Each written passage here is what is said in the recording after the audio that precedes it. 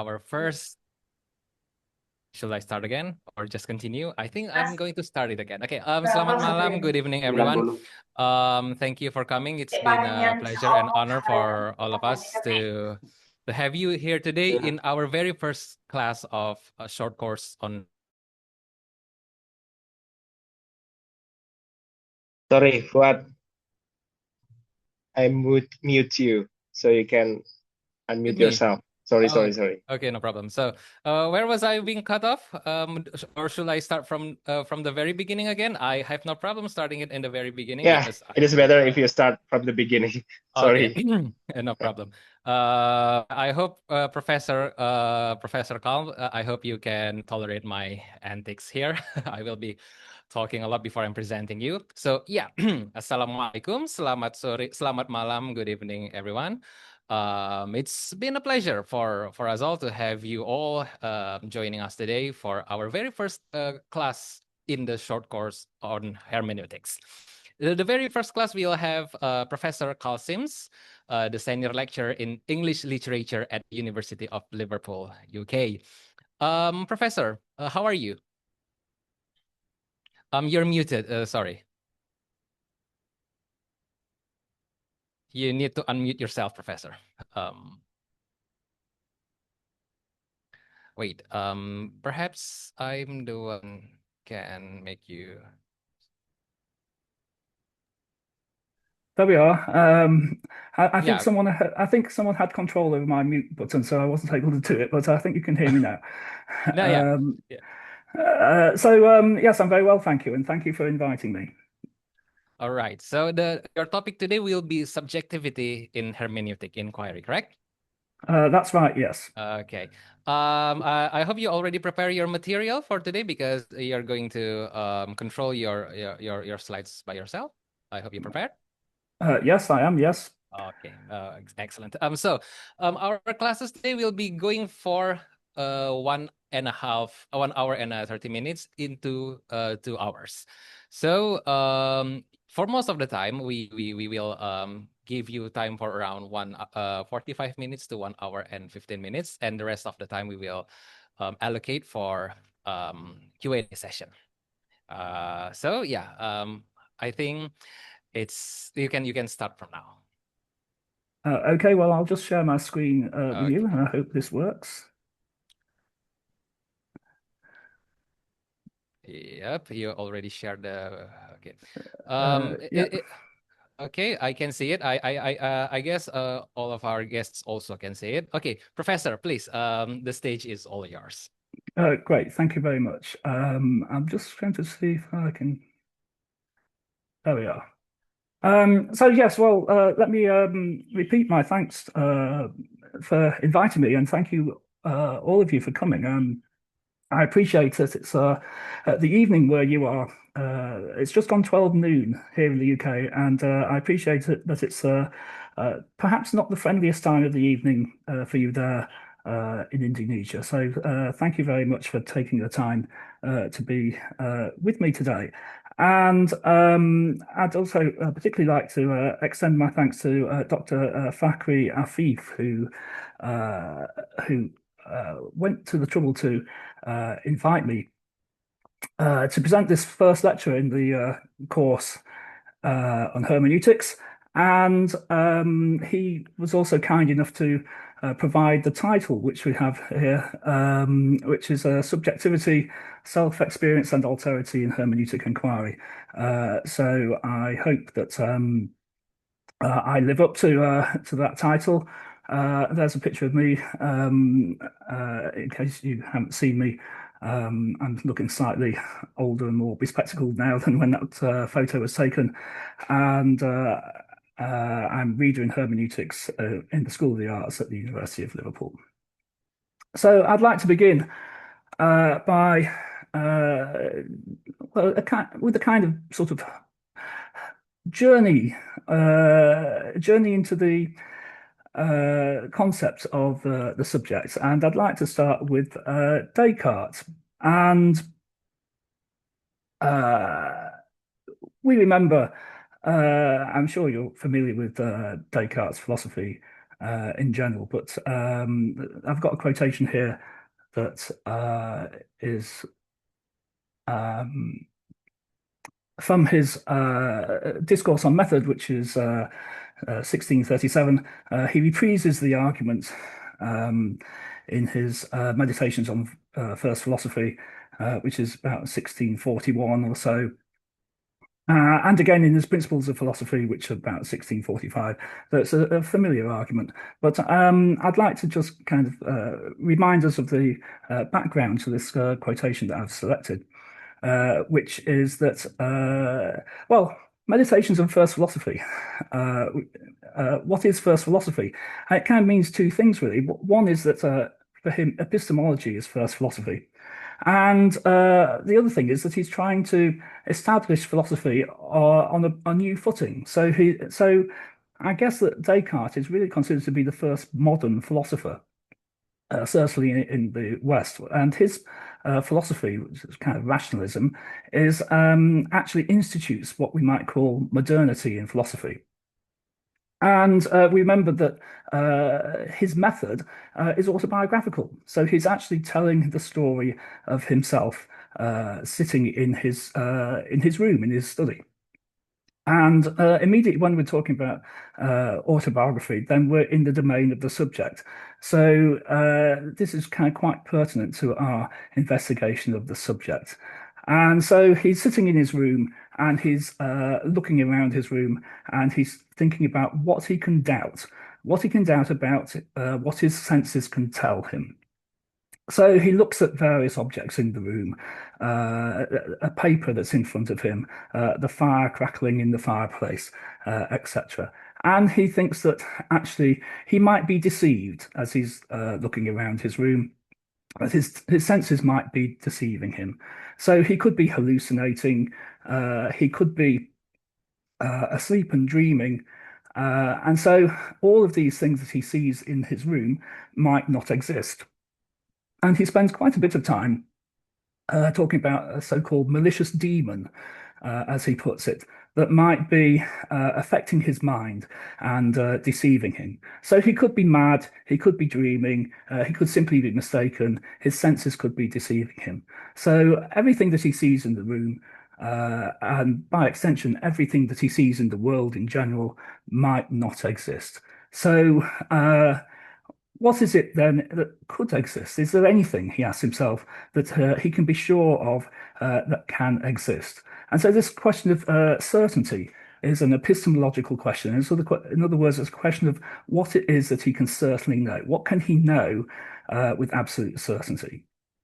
So here we have our quotation. I observed that whilst I thus wished to think that all was false, so notice that he begins with observe. So he's making observation of himself, as well as so that's a kind of intellectual observation, as opposed to the perceptual observations that he's been making of the room around him. I observed that whilst I thus wished to think that all was false, it was absolutely necessary that I, who thus thought, should be something. And as I observed that this truth, I think, therefore I am, was so certain of such evidence that no ground of doubt, however extravagant, could be alleged by the skeptics capable of shaking it, I concluded that I might, without scruple, accept it as the first principle of the philosophy of which I was in search. So he's attempting to institute philosophy as such. So he's not being beholden to the traditions of philosophy. It's first philosophy in the sense of rejecting any preconceptions that he might have from the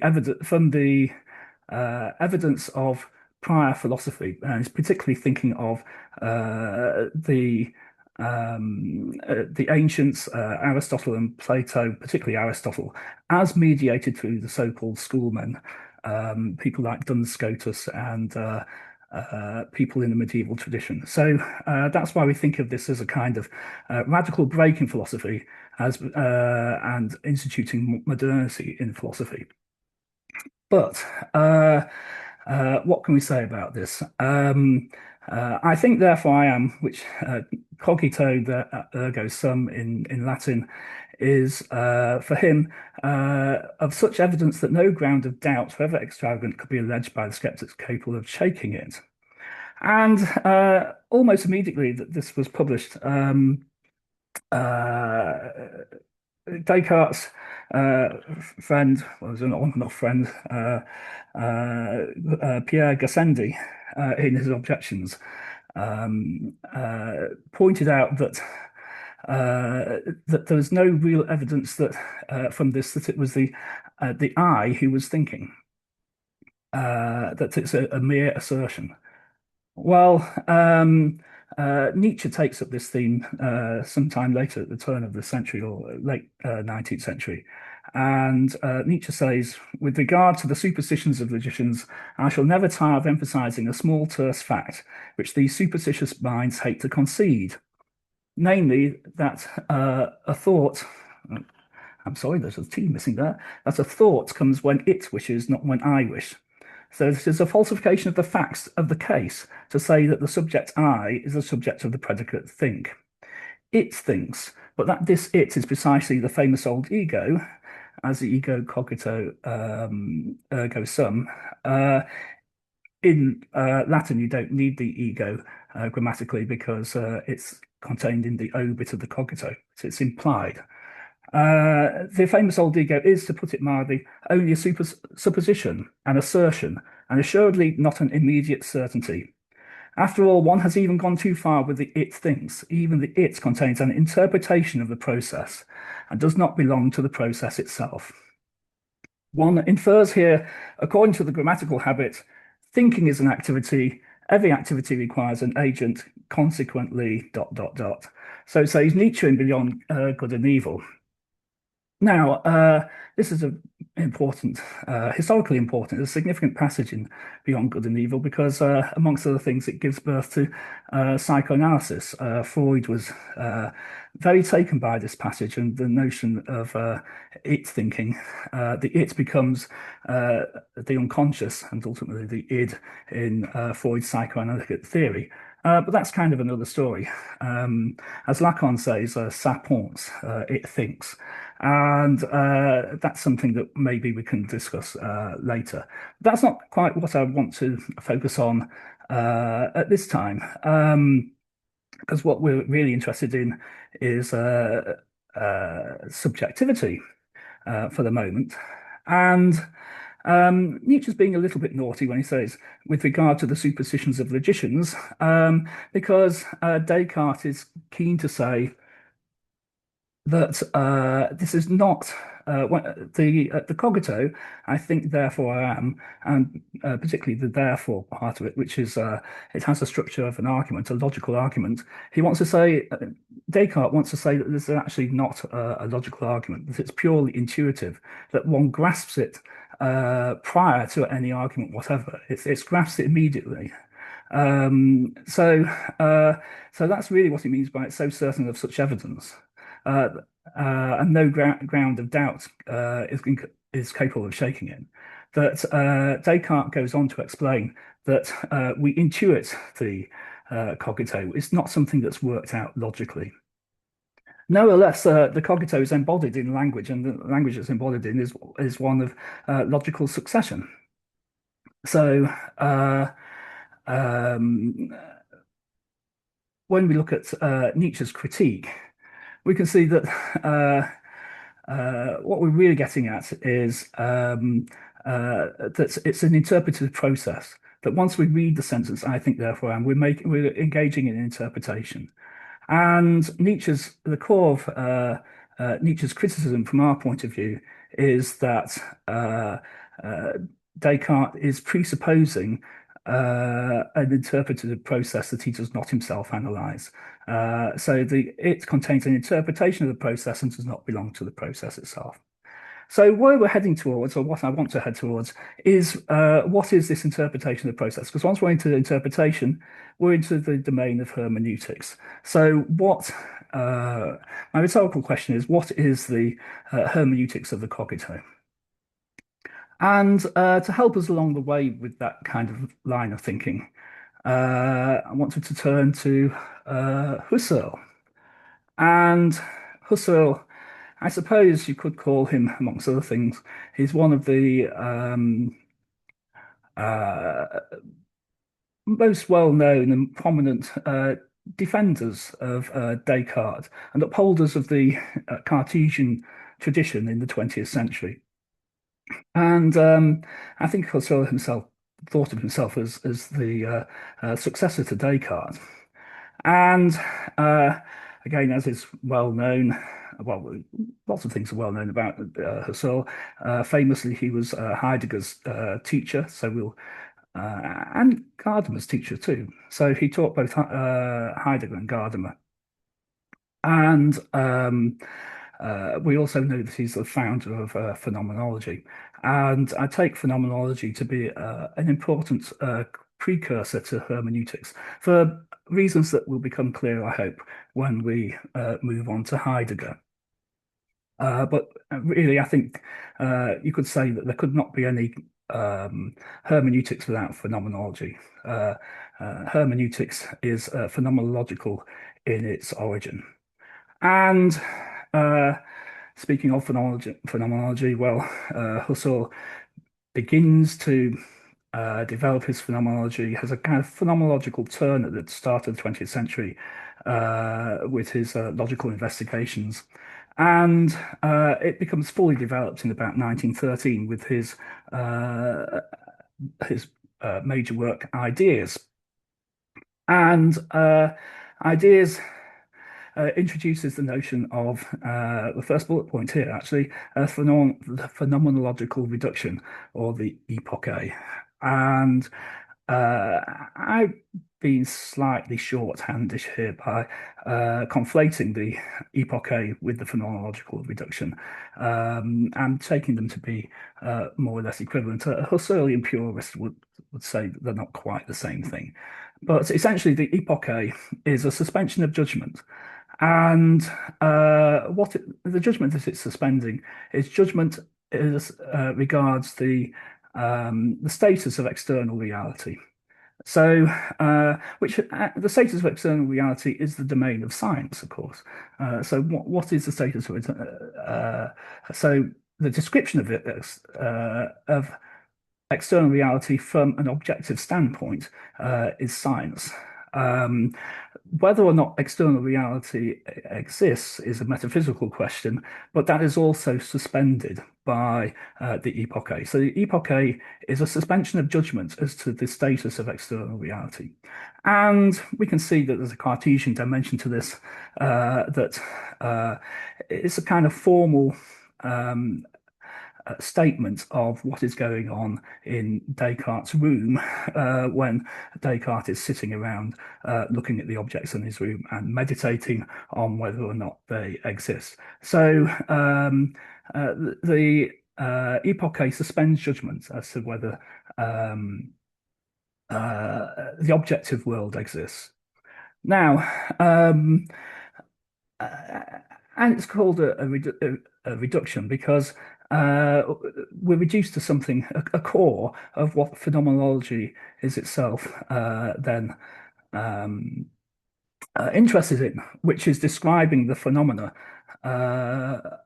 of reality as it is perceived. So judgment about whether it exists or not is suspended.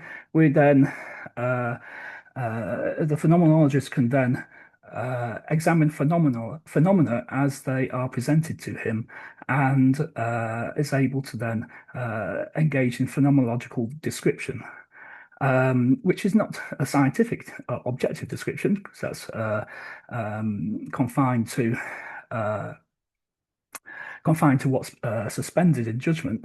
It is rather a description from the first person standpoint.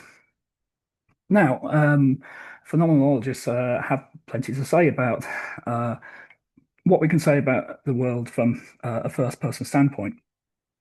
But we're not so much interested for present purposes in what is said about the world from that standpoint. We're interested in what it says about the person doing the description, the I. Well, one of the things that you can look at from a suspended position after the epoche is one's own thoughts, which again kind of reproduces what Descartes is doing in his room. And but typically, Descartes, in thinking about his own thoughts, decides immediately, as a kind of immediate intuition, that he must exist as a result of he being a being who is thinking. And that leads notoriously to Descartes having what's called a dualist position, that he thinks that the mind is separate from his body, and that the ego, the I, is essentially his mind. It's his mind's eye.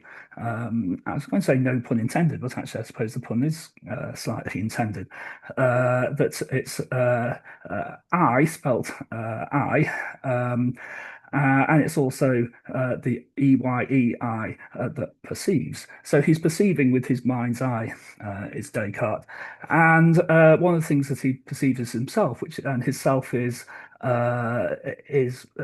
he can look at when he's looking around his room in his study, he looks at his own hand as if it was separate from him.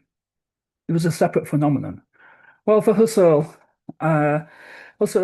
one way in which Husserl departs from Descartes is through this concept of ownmost body. And in doing this, he's sort of very much in tune with his contemporaries or near contemporaries, Karl Jaspers and Gabriel Marcel, who are very keen to, Marcel, for example, in his philosophical diary or his philosophical journal, is engaging again in a kind of Cartesian exercise in looking around his room and looking around the world around him. But he's quite keen, unlike Descartes, to insist on his own corporeality, that he is indissociable from his own body, that you can't have a mind without a body. In contemporary analytic philosophy, there's much talk about brains in vats as a kind of thought experiment. But for Marcel, that would be completely invalid. You can't, if you were to take your brain out of your body and put it in a vat, you would no longer be you. What you as a person consists of is as indissociable from your body. It's part of our fundamental being to be incorporated. So Husserl is kind of in agreement with this kind of position. So for Husserl, the ego is part of one's ownmost body. And how do we perceive other people? Well, we can't directly perceive other people's minds. So again, in the Meditations on First Philosophy and in the Discourse on Method, after the cogito has been introduced, Descartes goes on to think about other people and deduces the existence of other people from his own existence. Because Descartes imagines that other people will be able to perform the cogito too. But he doesn't perceive that because he can't see into other people's minds. And what do I perceive when I perceive another person? Well, I perceive their body. And so it's from perceiving their body that I can then make deductions about the state of their mind and about their subjectivity and what they're able to think and their own ability, for example, to perform the cogito or any other act of thought. So, according to Husserl, it's in perceiving another human body that I apperceptively, so in other words, with immediate thought, without the mediation of perception, thought without the mediation of perception. In other words, analogously, it's an argument by analogy. He transfers his sense of a living body to it, in other words, to the other human body. So we apperceptively have a sense of our own bodies. Our own bodies are part of and not separate from our thinking processes. And when I see another human body, and I see that it's like mine, broadly speaking, that it's human, then I recognize that body as being analogous to mine, and that my body contains and has part of it. An inextricable part of it is my mind, and I recognize that other people also have a mind, just like mine. Theory of mind, as it's known as in contemporary philosophy, and not only philosophy, but linguistics, etc. So I recognize the other's body as an alter ego, an alternate version of myself. And this is what Husserl calls intuitive experiential intentionality. So it's based on my experience and my intuition, and it's directed. It's directed thought. So intentionality is directed thought, and I recognize that another person has subjectivity just like mine. I intuit this about myself, so I know that I have a mind myself, and I experience my own mind in relation to my own body, that they're in an indissociable whole, and that constitutes my subjectivity. But also, I recognize it in the other. And so the name that Husserl uh, gives this is Empfehlung, which is fellow feeling, and which is typically translated as empathy. So we tend to think of empathy as a feeling. We feel empathy, but Husserl's analysis of that feeling is that it's an intuition of an experience of experiencing my own intentionality and the intentionality of the other. So this overcomes the uh, solipsistic dimension of uh, of the initial phase, if you like, the initial uh, presentation of phenomenology, whereby the phenomenologist is thinking about it's an exercise in pure thought, and they're the only person who's thinking. And the kind of logical temptation of that is to think that you're the only person who exists, and nothing else other than exists other than the own world, your own most world that is constituted by your own thought, and other people, the presence of other people, and the analogy between myself and other people is that which overcomes this kind of solipsism. But it means that I'm dependent on my being in the world as opposed to suspended outside of it in the realm of pure thought, which the phenomenological reduction might lead me to. Being in the world and not just being pure thought, but being embodied, is dependent on others and the presence of others. It's dependent on this intersubjective experience. So I constitute myself through others is a neat way of expressing this. And uh, Husserl's followers, such as Merleau-Ponty, for example, says, well, that's pretty much a paraphrase of Merleau-Ponty. My existence is lent to me through others. I borrow myself from others, says Merleau-Ponty. And there's a whole kind of post-Husserlian phenomenological tradition of people like Levinas, for example, who are very keen to emphasize recognition as being the guarantor of my own humanity. So in Levinas, the other is typically another person, but doesn't have to be. So Levinas, for example, gives a nice little anecdote about when he was held in a concentration camp in the war. and he was very taken by a stray dog that used to visit the camp because the stray dog recognized that he, Levinas, was a human, unlike his Nazi captors, and so he gained his humanity through the recognition of the other, and the other in this case was a dog. And of course, there's an irony there that the dog was being more human than the Nazis.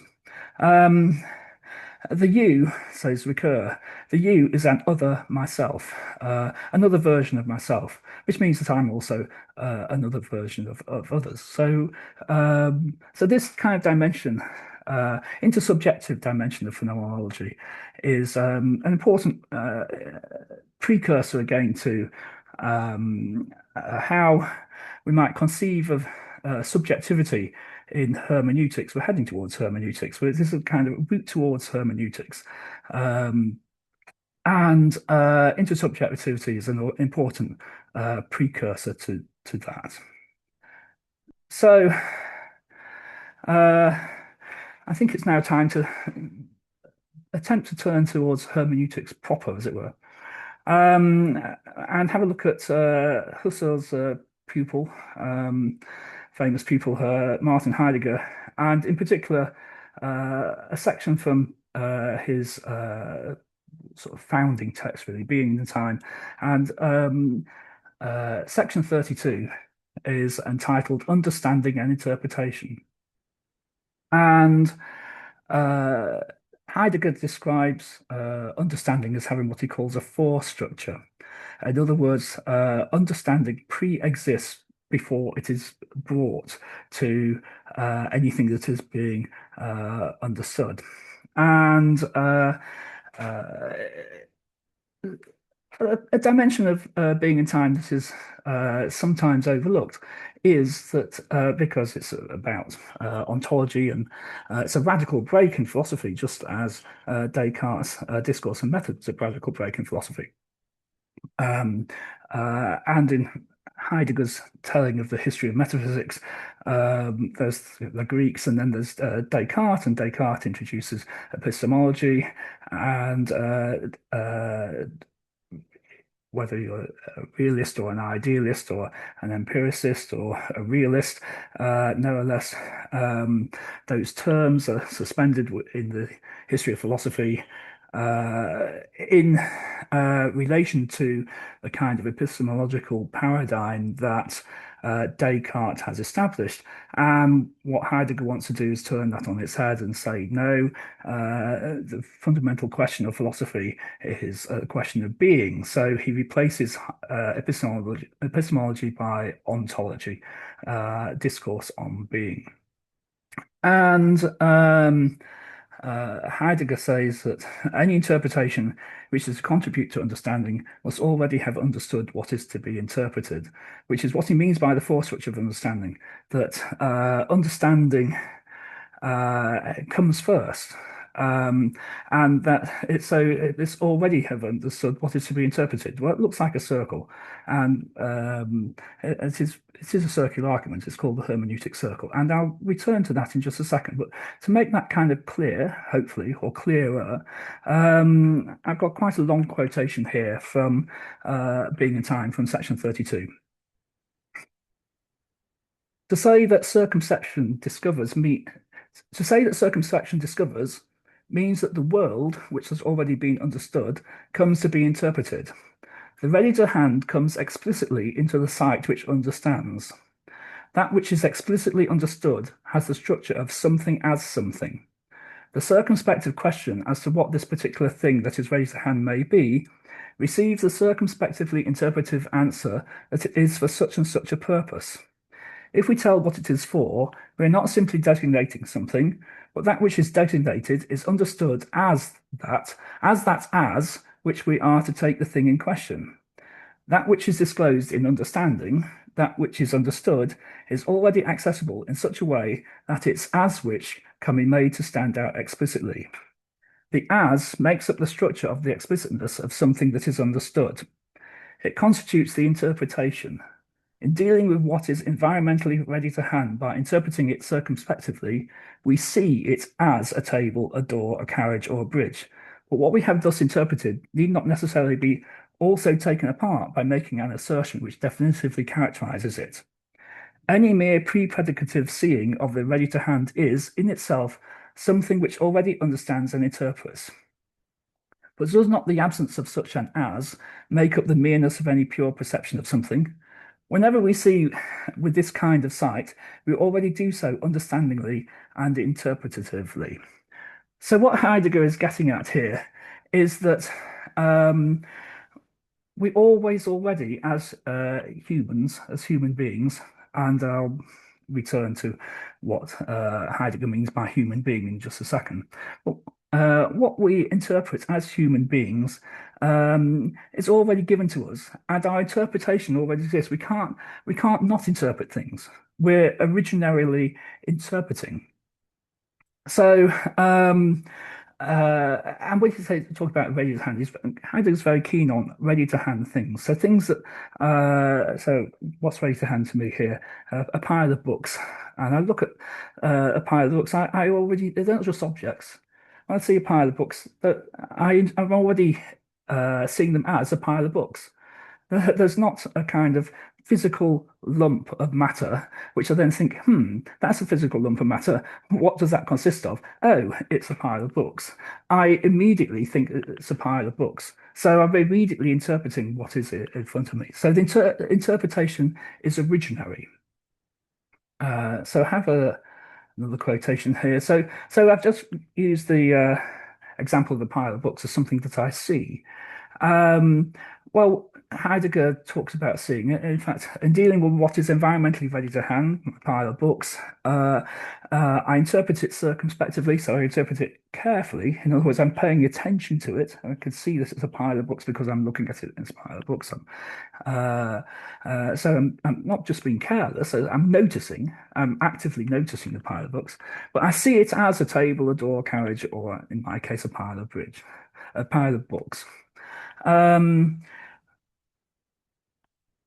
So it's not just a question of seeing. So moving on to section 33 and then through to 34 of Being in Time, Heidegger also says it's about listening. So it's all and hearing and hearkening, and what he calls hearkening, which is listening to, hearing, but hearing attentively or circumspectively, as he says.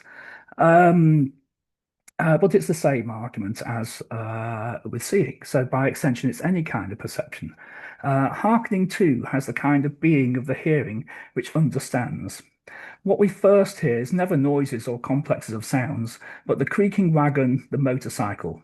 We hear the column on the march, the north wind, the woodpecker tapping, the fire crackling.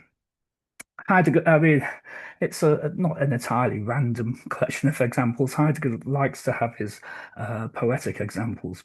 But importantly, he goes on to say, it requires a very artificial and complicated frame of mind to hear a pure noise. The fact that motorcycles and wagons are what we proximally hear is the phenomenal evidence that in every case Dasein, as being in the world, already dwells alongside what is ready to hand within the world.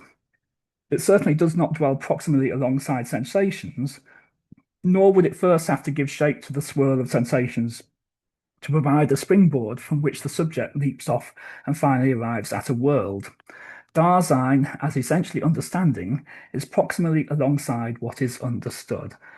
So let's have a little pause at this word Dasein, which is always left untranslated in Heidegger scholarship.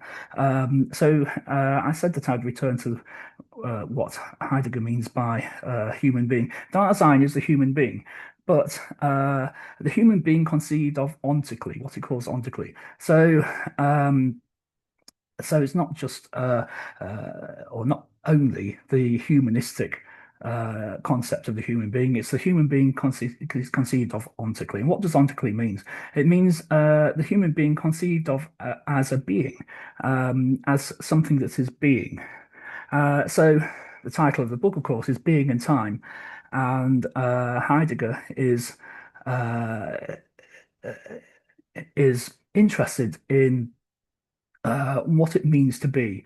And for him, Dasein, which is his name for the human being, it's not a neutral human being, because it's a human being who is capable of asking the question of what it means to be or what is being. So Dasein is the human being who is aware of its being.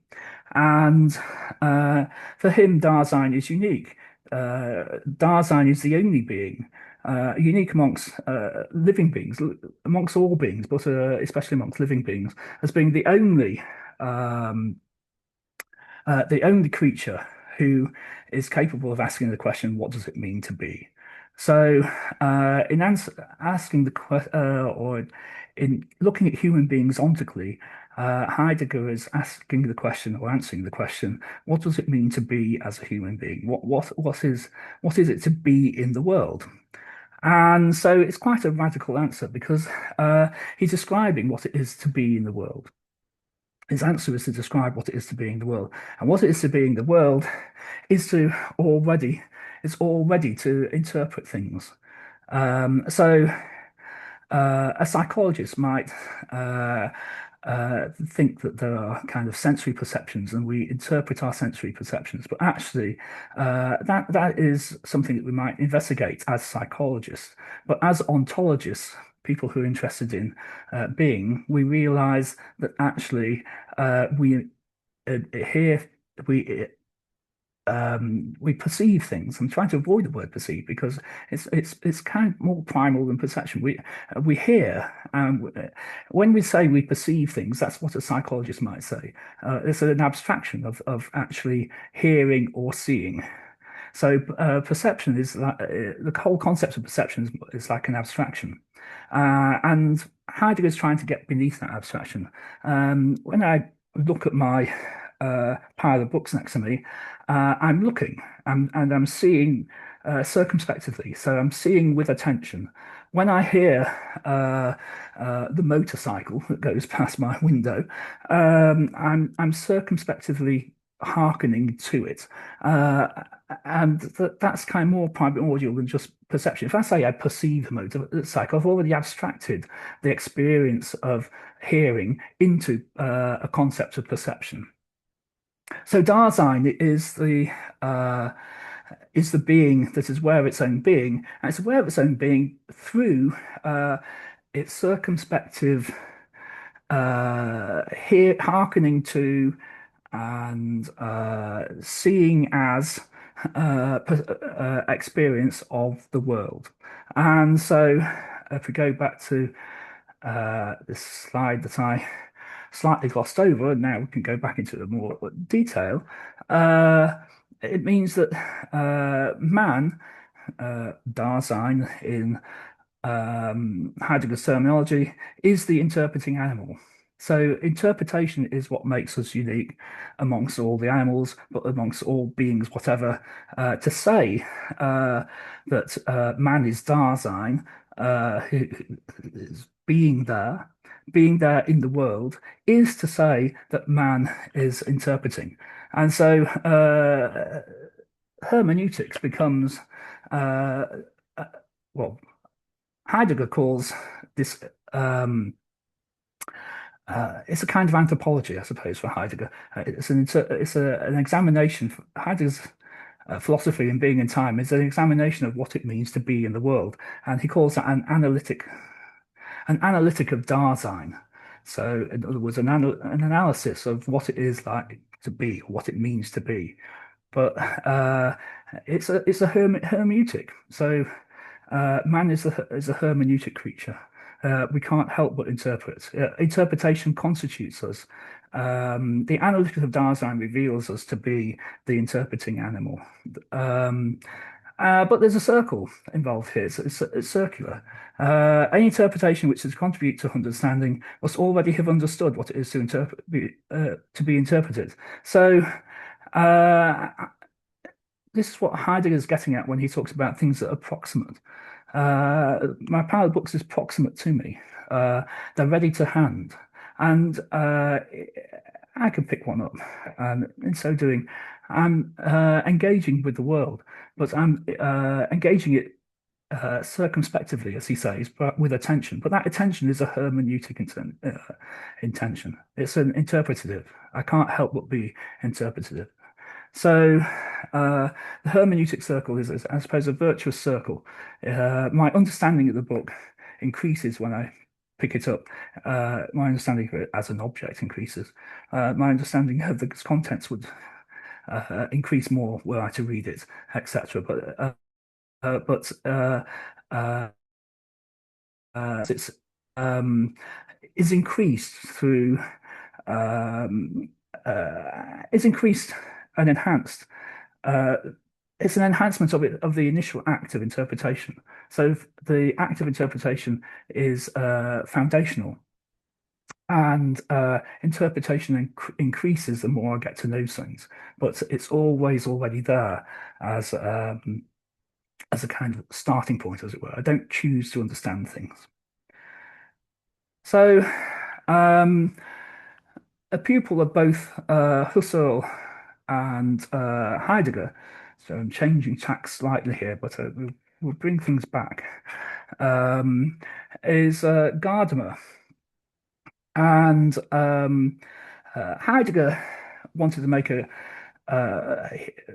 complete break with what he calls the history of metaphysics. And in fact, he says he wants to destroy metaphysics, although he's using the word destroy with a special kind of meaning. He doesn't mean he wants to completely get rid of it, but he wants to think of metaphysics in a new kind of way. And so he rejects, Heidegger rejects the classics, Plato and Aristotle, essentially. Whereas Gadamer, although he's quite Heideggerian in his thinking, what's kind of radical about Gadamer is that he thinks of the classics, classical philosophers, particularly Plato, as not so much introducing all that is bad about metaphysics, but actually as in their own way being not incompatible with this kind of with the, I suppose, with the hermeneutic dimension of Heidegger's thought. So I suppose fully paid up Heideggerians like to think of Heidegger as an ontologist, and that's his major contribution to philosophy. Whereas Gadamer is more concerned with the hermeneutic dimension of Heidegger's thinking, and he sees that the classical philosophers, particularly Plato, as not being too much out of sync with that. Or at least Gadamer wants to rehabilitate Plato in particular.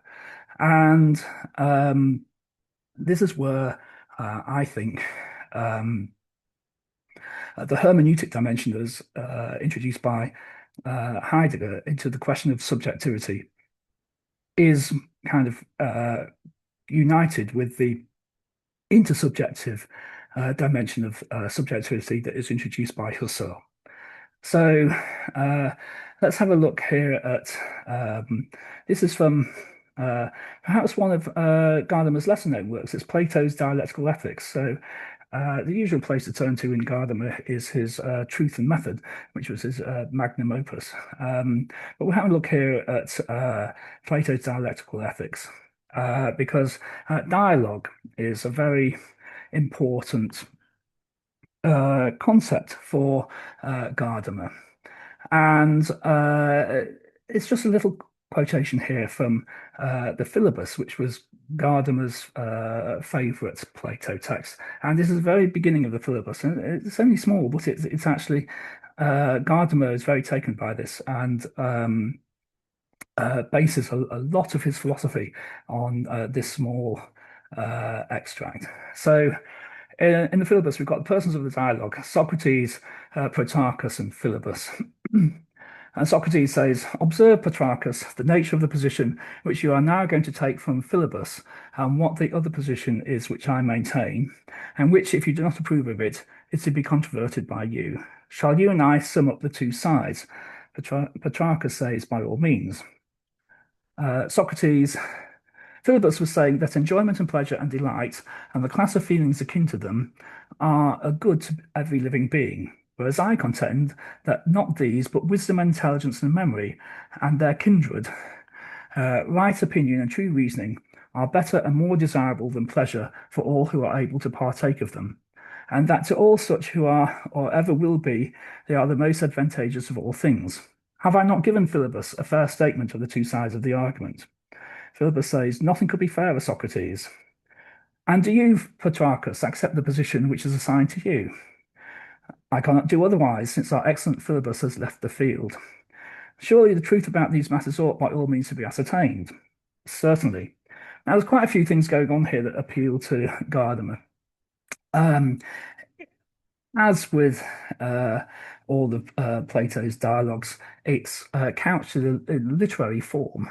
And one of the literary devices in use here is slightly what might be called in literary terms an enclitic. In other words, there's something that's happened prior to the dialogue that we're not explicitly told about, but which we infer, and that is that there's been some kind of discussion going on between Philebus and Socrates, and Protarchus has joined in and is going to take over the argument that Philebus has been advancing.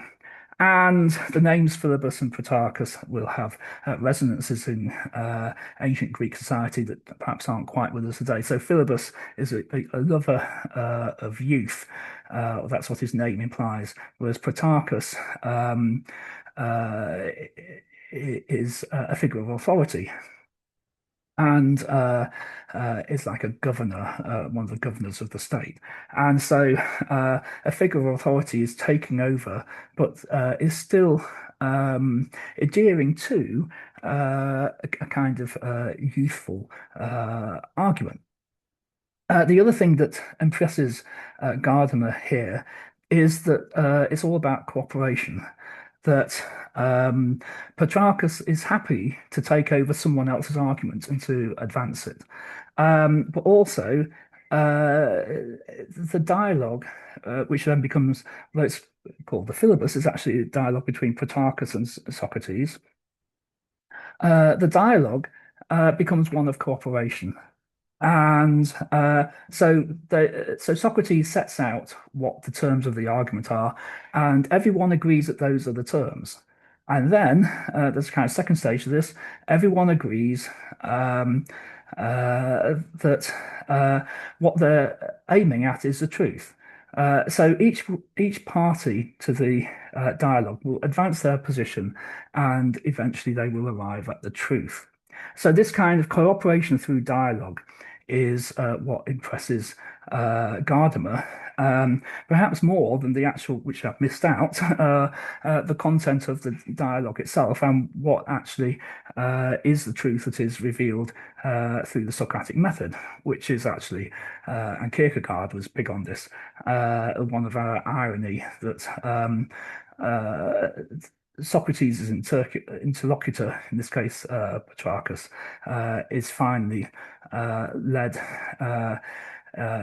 into an absurd position, which then reveals the truth of what Socrates is actually saying. But Socrates is helped along in his revelation of the truth through being able to lead his interlocutor into an impasse. And so I say a revelation of the truth is a particular kind of truth, or truth conceived of in a particular kind of way. The truth that is particular to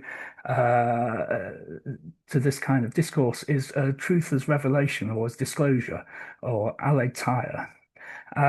So according to Gadamer's argument in Plato's Dialectical Ethics, dialectic, says Gadamer, lives from the power of dialogical coming to understanding, from the understanding of others who go along, and is sustained every step of the way by making sure of the partner's agreement.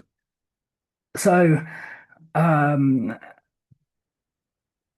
if we look back at it, do you accept the position that's assigned to you? Have I not given Philebus a fair statement for the two sides of the argument? So they agree.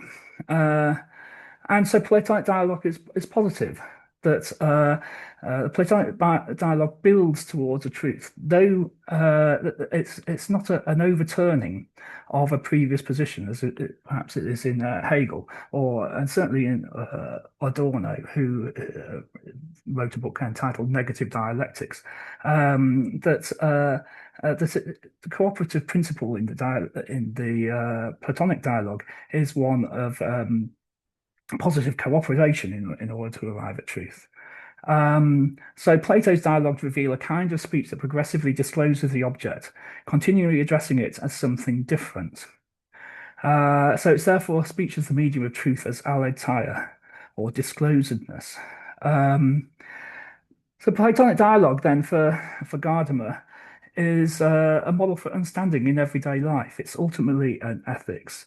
It's a way of um, showing how, well, it kind of, in my view, Gadamer's dialectical ethics, the way in which he sees uh, sees dialogue as being arriving at understanding from commonly acknowledged positions, unites the Heideggerian position of man being an interpreting animal, always already an interpreting animal, with the Husserlian position of intersubjectivity, so that we arrive at truth as a kind of joint endeavor, a communal endeavor, or an intersubjective endeavor. And the truth that's arrived at is one of precisely common understanding. So the hermeneutic circle becomes a virtuous circle, because what is truth? It's not the same as scientific truth, which is I don't know, the orbit of Pluto, or the chemical formula of water, H2O. These are kind of empirical truths that can be tested. This is not that. It's not so much that this is not that kind of truth, or it's not that kind of conception of truth. It's a conception of truth which is, and this is essentially the argument of truth and method. Conception of truth that is something that is revealed as a sense of truth that you get from someone having a true friend.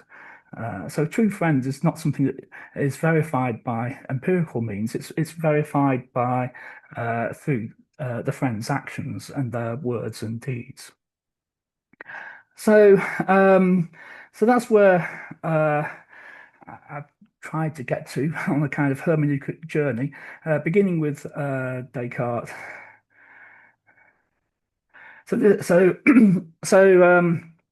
here's a summary of the journey that I hope we've been through. The Cartesian cogito introduces subjectivity into philosophy. That's what constitutes its modernity. It's also what is a potential opening to hermeneutics, but although it's not itself hermeneutic.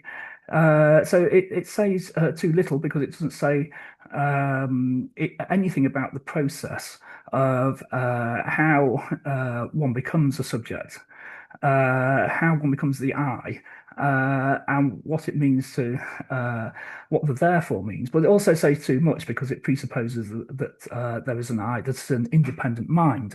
So it says too little and too much. How can we overcome this? Well, we can overcome this phenomenologically through Husserl. And Husserl's adaptation of Descartes transforms the subjective into the intersubjective as the ground of philosophy.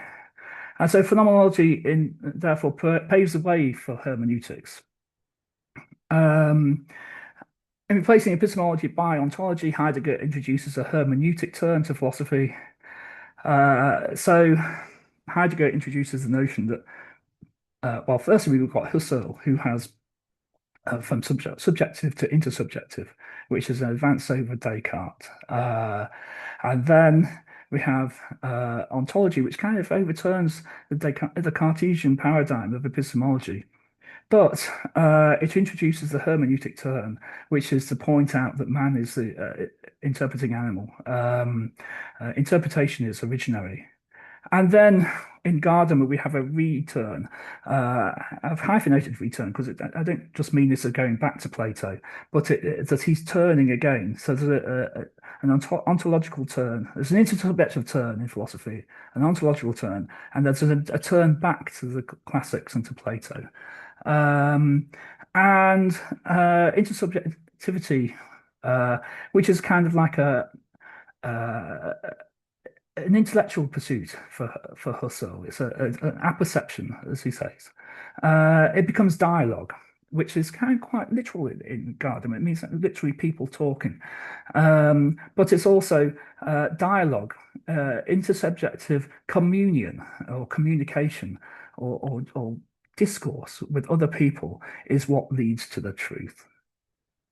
So that's what where I'd like to end up. Just on this kind of final slide, I'm just saying what I haven't said. So I did mention in passing that the Nietzsche quotation that I started with uh, was a big influence on Freud, Lacan, psychoanalysis in general.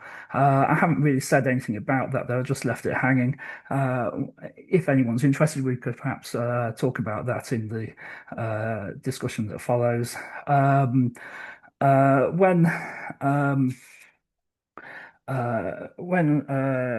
Dr. Afif gave me the brief for this, he suggested that I might want to talk about ideology and false consciousness and Marx and that kind of stuff. And I haven't done so, but I'm happy to talk about that in the discussion.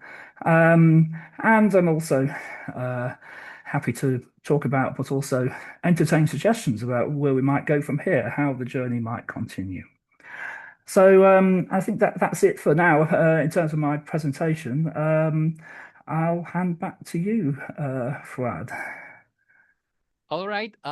Thank you very much, Professor Karl. Yeah, this was a very. I have to say that I'm quite confused. No, I'm not quite confused. I'm really confused with this because I'm actually originally an analytic philosopher focuses on philosophy of religion, but I suppose most of our audience are very eager to ask you questions. Yeah, so we are going to move on to the Q&A session. There are a lot of questions for you, Professor. I hope you're ready for this one. Sorry, I'm just trying to unshare my screen. So I'm not very familiar with Zoom, so having shared my screen, I'm trying to unshare it now. I'm not quite sure. Okay. I haven't been able to do that. Unshare it. Right. Where's the unshare button? I'm just trying to find out how to unshare the screen. Right. So let me ask. Yeah, we are. I've done it. I can still see your presentation. Let me ask one of the admin. Coincidentally, one of our admin is also raised his hands. I suppose he's ready to answer this first question. How do you unshare, Bang Fakhri? Gimana nih cara meng-unshare ininya? The share. At the moment, I'm just looking at. I don't have my presentation in front of me. I have everyone in front of me now. But is that not true for everyone else? I can still see the presentation here, Oh, but right. yeah, maybe for the time being we will let the stop the presentation. Wait. Host can stop the. I'm the host, and I don't know how to stop the presentation. Okay. For the time being, just I will try to find a way. But for the time being, let's continue with the questions. Because we actually still have an hour left. But I guess with all these questions available for you, I guess it would be better if we start from now. I think we can start the questions from the one who already asked in the chat. And after that, I will give the chance for everyone who's raised his hands to ask the questions. Now, starting from the questioners from the chat, we can start with Agus Firmansyah. He asked you, dear Professor Sims, do you think that knowledge is no longer regarded as merely the product of an individual mind, but rather as the outcome of interactions or communications among human beings, language, and cultural context? Hence, hermeneutics does appears to respond with an alternative formulation, which is, quote unquote, I interpret the world together with others, therefore meaning emerges. Can you understand the question, Professor? I think so. I'm just trying to find it in the. Oh yes, I found it in the chat.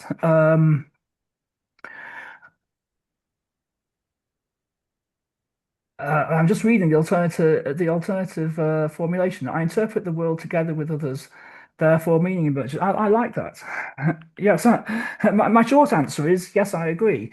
So yes, I do agree that knowledge is no longer regarded as merely a product of an individual man. It depends what you mean by knowledge, of course.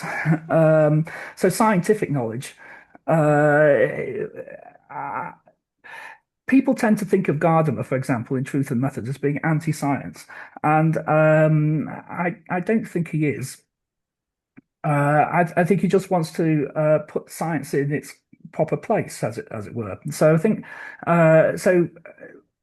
Science is. I think it's quite important actually to defend science in the public sphere. There's a lot of skepticism about science, particularly in the United States, for example, things to do with COVID vaccinations and all that kind of stuff, and being a COVID denier. And I don't think Gardner would be in that kind of camp whatsoever. I think we need to have faith in science and in what science can do to help humanity. And so things like discovering vaccines and having faith in their efficacy is important. So, and all that it constitutes knowledge. And I think that's important knowledge. But there's another kind of knowledge which I think that our questioner is perhaps alluding to, which is a kind of knowledge of humanity, of what it is like to be a human, what it's like to share a world. And by world, I mean a world in the philosophical sense of everything we can comprehend, but also world in the more literal sense of what it's like to be on this planet and to live together. And so, yes, we need to have interaction and communication. It's necessary, and that. And yes, I do like the formula. I interpret the world together with others, therefore meaning emerges. A world without meaning would be an empty world. And but also it's not just a question of meaning, but also of living together. That I mean, contemporary political events show that there's not a great emphasis on living together at the moment, and I think the world would be a better place through dialogue. So dialogue is it has a kind of ethical dimension. I think that's what your question is getting at, and I'm fully in accord with it.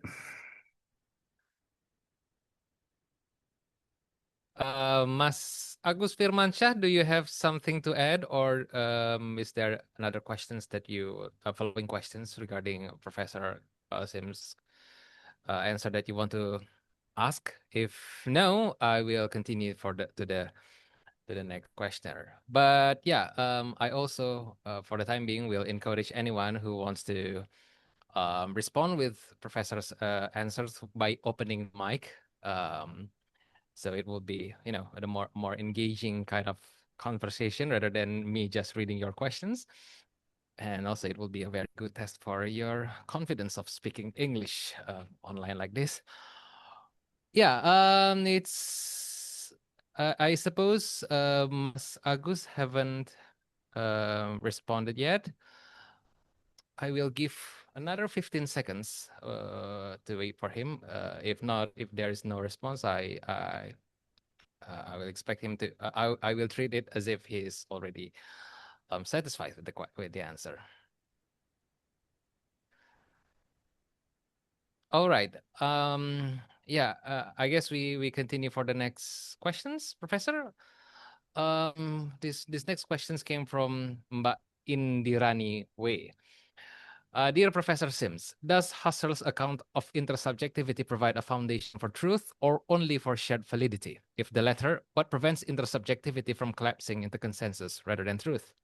Can you see the questions, Professor? I can see the question. I think it's a very good question. In fact, I was reading that question whilst you were speaking. I thought, oh dear, I've got 15 seconds to think of an answer to this. And when I say it's a good question, by good I mean very difficult. I'm tempted to say I don't know, but that'd be a bit of a cop out. I think from from Gadamer's point of view, I think he would say that consensus is truth. I think the way around that is to return to the question of empirical truth, which is essentially scientific truth, compared to hermeneutic truth, which is interpretive. So there's a uh, sense in which scientific truth is interpretable because it's not so take scientific truth first or empirical truth. It doesn't require an interpretation to say that the air is made up of 78% nitrogen and 21% oxygen and 1% of other stuff. You don't interpret, you can do things with that. So if you want to create liquid nitrogen, you can use that knowledge in order to create it. But you don't, but that's the truth itself, which is verifiable, because you can just take some atmospheric air and perform tests to find out its composition. That's itself doesn't require interpretation as such. It's just a verifiable fact. But the kind of truths that hermeneutics are interested in are precisely disclosed truths, and they're truths about the meaning of life. So for example, I think there's something of a false distinction between literary hermeneutics and philosophical hermeneutics, because literary hermeneutics is a branch of aesthetics, or hermeneutic aesthetics, which is also a branch of philosophical hermeneutics. In interpreting literature, we're not arriving at something that's verifiable. We're arriving at a shared understanding, and so in that sense, validity. It's if we interpret a literary text, for example, we're looking for a valid interpretation, and the valid interpretation is a true interpretation, and there can be competing truths.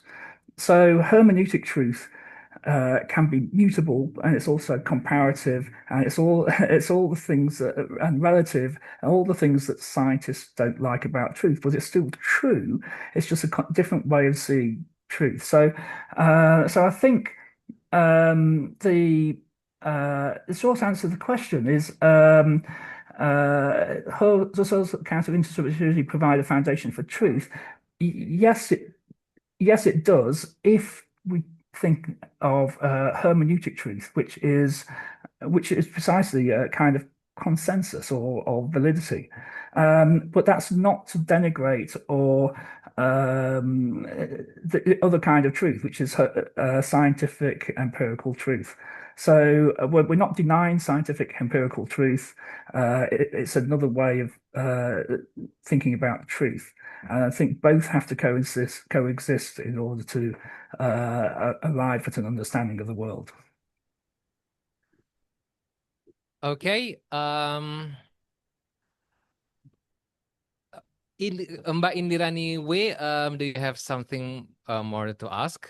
If you have, please raise your hands first so I can unmute you, because the former questioner, which is Mas Agus Firmansyah, he actually have something to add, but because I didn't realize that he was attempting to open the mic and I can't do that, so I missed him. So yeah, again, Mbak Indirani, is there anything more to add? Or I'm sorry, my mic isn't working. Thank you for your response. It was very clear. Okay, then we can move on to the next questioner. She's satisfied with your answers, Professor. By the way, just to let you know. All right. Now for the next questions. Cristela Adelaide. Okay. She have a little reflection, and she wants your take for that. So here it is. A little reflection and question I would like to ask. While understanding hermeneutics and intersubjectivity, I do understand it as a way to understand and perceive somebody else's perspective and reality. This notion is important to take accounts, especially in qualitative research, that it revolves around a phenomenon that somebody is experiencing. But methodological speaking, the method of intersubjectivity has always been considered as too subjective for academic papers. The methods of looking inside of our own reality and the idea of looking at somebody's reality with your interpretation in the research is two separate notions that could have been stronger as one methodological approach on looking at a phenomenon and generating truth, and yet this kind of approach is still a very niche approach of methodology. What are your takes on this, Professor? Well, I don't know too much about sociological research actually, but as far as I understand it, there's a movement in sociology to do with ethnographical research in particular, which is reflexive. And I did examine a PhD last year on reflexive methodology. And although I examined the PhD on it, I'm not that expert on it myself, but I understand that there's a movement in sociological research to reflect on one's own position as one goes, as one undertakes the research. And so I think that would be the so I'm not so I think in terms of so I'm just reading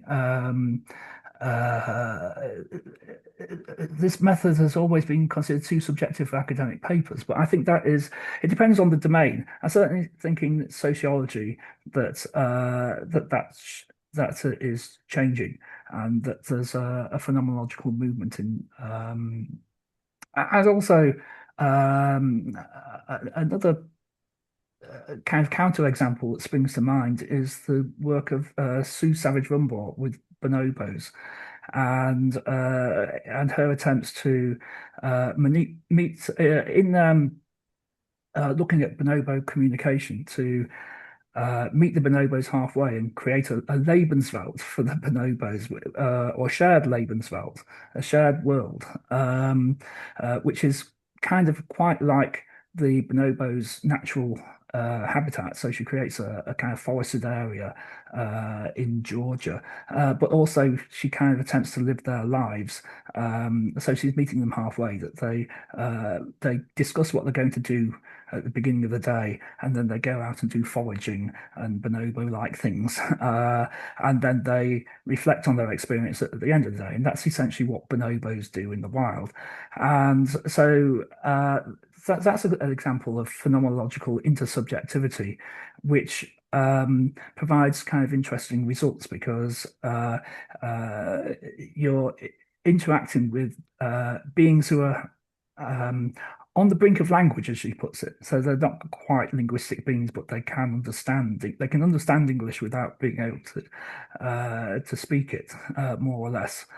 And the results of her kind of experiments are much more sort of fruitful than the kind of empirical experiments on chimpanzees that someone like Herb Terrace did in under controlled conditions, and he ended up with a highly traumatized chimpanzee and no valid experimental results. So I think there is scope for a phenomenological approach that is taken with academic seriousness, but slightly outside my comfort zone to give any more details. Okay. Yeah, Mbak Crestela Adelaide, do you have something to push on? Do you want some to add the questions? If you do, oh yeah, she raised her hands. I will start your video, and you can turn on the mic now. Right, there you go. Okay, can you hear me? Because I'm not using my Wi-Fi, so it's probably a little bit robotic. I can hear you, yes. Oh yeah, thank you. That is actually a very interesting take because you're mentioning about sociology, but I think this is an interesting takes on because we're talking about interpretations and looking at other people's reality and interpret it in your own meanings. I do have a little bit more reflections on that and a little bit of critique, of course, because I've been looking and perceiving that a lot of the humanities areas, there are a lot of subjects. So especially, I'm taking psychology right now, and a lot of in the psychology area, they're trying to be sort of like a hard science takes. They're trying to not looking at the phenomenon, and yet they're trying to generalize the phenomenon that exist. And so it becomes interesting to me when you mention about, ethnographics areas and a lot of the subjectivity, because I think that's still a struggle even in the research areas. So yeah, thank you for um the answers. Really appreciate it, Professor Sims.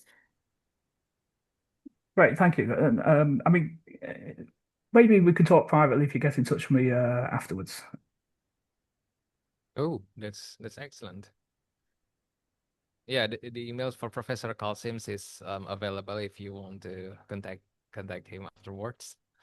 I guess it's a very good Well, invitation. if you, my email address is up on the first slide, which I think the slides are going to be made available, and I might not be able to reply immediately, but I will reply to any emails that I receive. Hmm. Yeah, that's a very interesting invitation. I believe Mbak Cristela will be very pleased to have a conversation with you afterwards. But now we will continue for the next questioner, which is Steve Mendel. Dear Professor, with today's science, proof animals also have self-conscious, though of course not in humans' way of thinking. Would even this Descartian would even this Descartian will also change the way how we may even let animals to interpret humans, or at least let ourselves match their own interpretations of who they may think of us, by perhaps similarly how psychology monkey see monkey do. Hence example, dog sees us, dog barks, so interpret that as a threat, try it make it reinterpret as us as friendly by giving snacks. The dog then interpret that as us being maybe friendly. Then show its approval to be petted. Thus, dynamics of changes of multi-interpretations and reinterpretations. Can you understand the questions? Yeah, I think I get the gist of it, and I think it's a very valid question, and I already alluded to the work of Savage Rumble with bonobos, and I think what she's interested, animals, what we might call higher animals, but animals that are in some sense like us, which is essentially mammals with four limbs. We can make inferences about them, and based on their communicative abilities, and we I think it would be from Cartesian point of view, or neo-Cartesian point of view, a bit odd to say. I say from a Cartesian point of view because Descartes himself notoriously thought that animals didn't have minds, that they were autonomous. But I think that's a bit arbitrary on Descartes' part. I think on from a Cartesian point of view, following through Descartes' own line of reasoning, uh, his analogical line of reasoning, which is something that's taken up by Husserl, I don't think there's any doubt that actually animals have minds too. And it then becomes a question of, well, what kind of minds, as your questioner has said. And I think the real question there is what kind of order of intentionality they have. And it seems clear that animals, so-called higher animals, I said things like cats and dogs and mammals with four limbs, but also birds. There's some very interesting work done by someone called Bernd Heinrich on ravens. And of course, ravens have the advantage of being able to speak English, and there's also quite a lot of work done on grey parrots as well. And it's clear that they have what's called first order intentionality, which is to say that they're aware of their own minds. And if you, well, take the example of a dog. What does a dog do if it wants a biscuit? Well, firstly, it's got the intentional state of wanting. And then it sits up and begs, and then the dog's owner gives it a biscuit. So from the dog's point of view, it has learnt that if it wants something, then it performs a particular action, and then it gets gets what it wants. Now, I say it's got first order intentionality. In other words, it's got a state of mind, an intentional state of wanting. If we then compare that to what I do as a human, I'd like you to give me a biscuit. I'd just say, may I have a biscuit, please? And what's going on in my mind? I think that if I utter a form of words to another person, it will change their mind, and they will give me a biscuit. Whereas that's not, I don't think that's what's going on in the dog's mind. The dog thinks if I perform an action, I get the biscuit. So they're aware of their own mind, but they're not necessarily aware of the interlocutor's mind. So they have first order intentionality, but not second order intentionality. Whereas we as humans have second order intentionality. In other words, this is into subjective dimension. We assume that other people have minds just like ours. The question then gets interesting with um, uh, animals that are on the brink of having human language, such as bonobos, grey parrots, ravens to some extent. Um, do they become aware that their interlocutors have minds like theirs, to say like ours? And it looks from the work of Savage Rumbaugh particularly that yes, they do. And then if they do, then there's a kind of ethical responsibility towards those creatures, which is different. Once I said people talk about animal rights, well, animals should have animal rights. And humans should have human rights, but then should have. So if an animal is, to all intents and purposes, because they have second order intentionality, humans, should those animals have human rights? And I think the answer is probably yes. So it becomes philosophically interesting, I think, at this kind of intersection between the animal and the human, the animals that are capable through either naturally or through enculturation of interacting intersubjectively with us, particularly grey parrots and bonobos.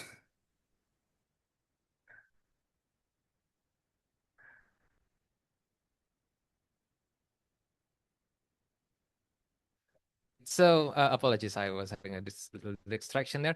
It was a question by Steve Mendel. Do you have anything to add, Steve? If so, please raise your hands so I can unmute you. I prefer if the reaction is through open mic, so I don't have to scroll up and down. Oh, thank you. He said, "Thank you, Professor." That's a very wonderful answer. I believe that's a very wonderful answer too. Yeah, very appreciate most of your answers, Professor. I do enjoy it myself.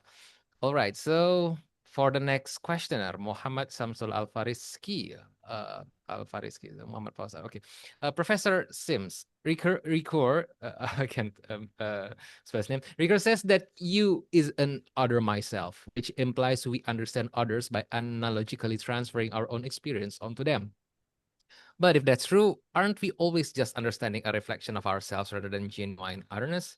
So, does hermeneutics actually have a way to encounter radical alterity, the truly foreign other, without absorbing it into our own horizon? Or is that absorption simply unavoidable in any act of understanding? Well, again, I think that's a very interesting question. I think there's kind of probably two answers to that. One is the recurring answer, which think I think there's I didn't really say much about recur, and I think to be honest, that's perhaps a potential shortcoming in his thinking. I think that when you say, if that's true, aren't we always just understanding reflection of ourselves rather than genuine otherness? I think that might be a fair critique of Husserl, sorry, of Recur. Um, and so to follow through with, does hermeneutics actually have a way to encounter radical alterity? the truly foreign other. Well, it depends what we call hermeneutics. I think that's the route to that is through Levinas. Actually, I'm not sure if Levinas would consider himself to be a hermeneuticist. It's a version of phenomenology that pitches itself against Heidegger, but which is precisely concerned with radical alterity. And in fact, Levinas's starting point, as I understand it, is that the other is radically other. In other words, it's the other is not myself. And excuse me, and to take that as a starting point. So I did allude to Levinas. So I was talking about the dog in the concentration camp. But the dog, of course, is radically other than Levinas himself, and so he is. Because Levinas is clearly not a dog. Yeah, the dog is not human, and yet the dog still.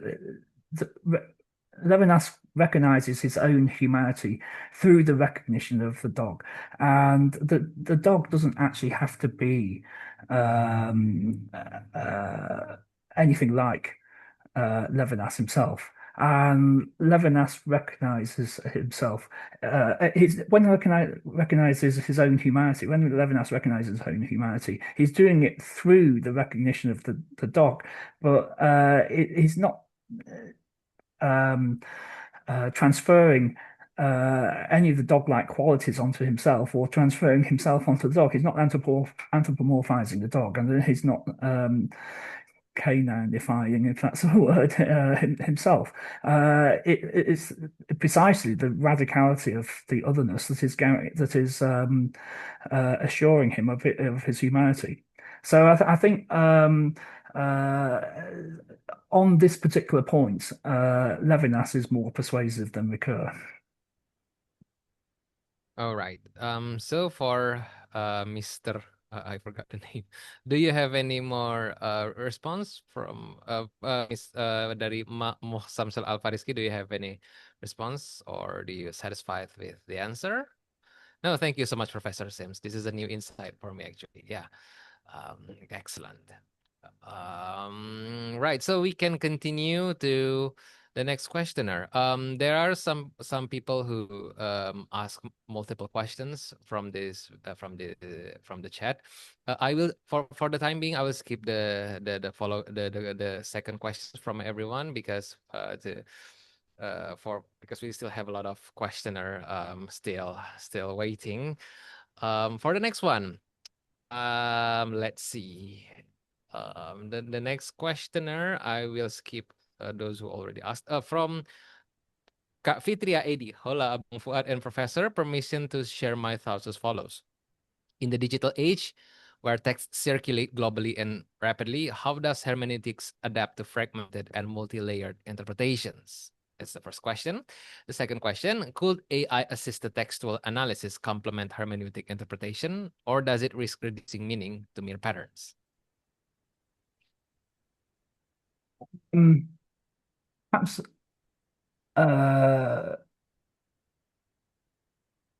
sorry, I'm just trying to read the question. I'm missing the last word. Or does it risk reducing meaning to mere? I've got a word missing there. But to take the second question first, could AI-assisted textual analysis complement hermeneutic interpretation? I think AI.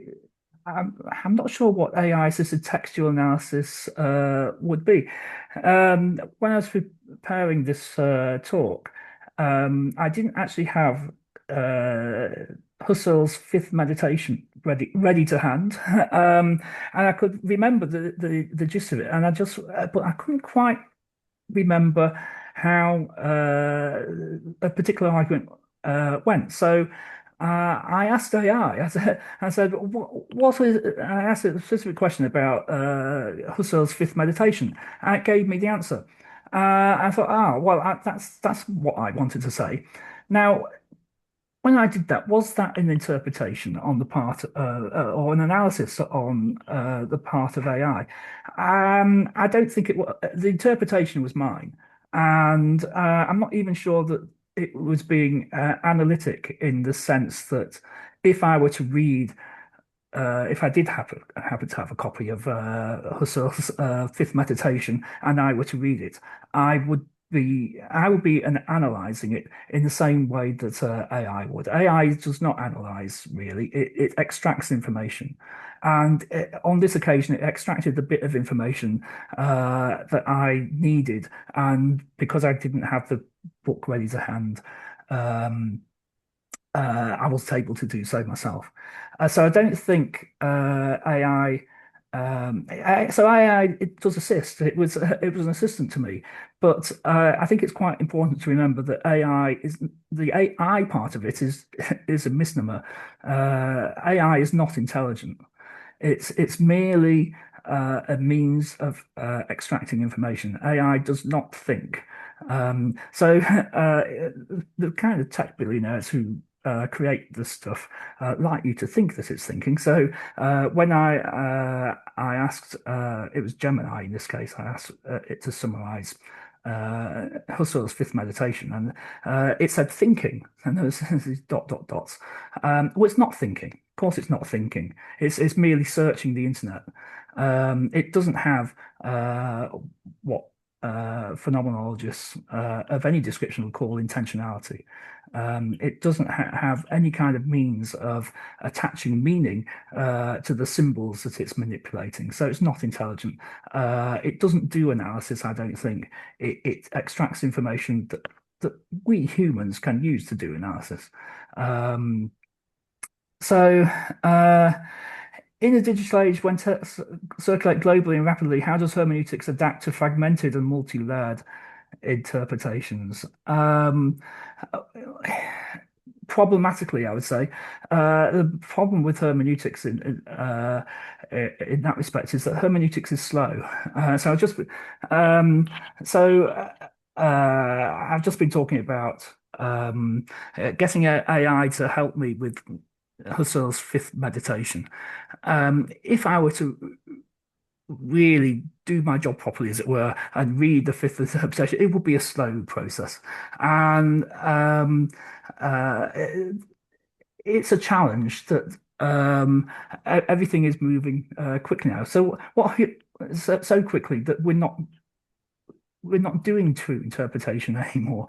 There's a temptation in academic work, but also, I suppose, the public generally aren't doing enough interpreting because interpretation and hermeneutics is a slow process. It's, the route of getting there is as important as what you find when you arrive, and in modern communication, it's all about the arrival and not the getting there. And so, how does hermeneutics adapt to this? I don't know. We can hermeneutics can interpret the overall situation, but how hermeneutics can take the time to analyze something that's already out of date within minutes sometimes is a challenge and perhaps an insurmountable one. All right. Yeah, Kak Fitria. That was his answer. I hope you're satisfied with the answer. All right. So for the next one, we have Bung Fakhri Afif. So Bung, I see you already raised your hand for like 40 minutes from now. So this is your chance to start asking Professor Sims your questions. Go ahead, please. Okay, thank you. First of all, good morning, Professor Karl Sims. I am Hello. Afif. Hello. Nice to see you in the flesh, as it were. Okay. Thank you, Professor Sims, for this wonderful presentation. I would like to say that it is a great pleasure for me to finally hear you to speak after our earlier email correspondence. And after looking forward to this session for the time, I'm truly grateful for your willingness to share your work, your thought with us. And I found the presentation both philosophically rich and very clearly delivered. What I especially appreciated was the way you brought together major figures in the history of Western philosophy while still preserving the inner coherence of the question of subjectivity. So, if I may, I would like to briefly comment on several points that I found particularly insightful. What I found especially compelling in the Heidegger section was the shift from interpretation as a secondary intellectual act to something built into our very mode of existence, very mode of being.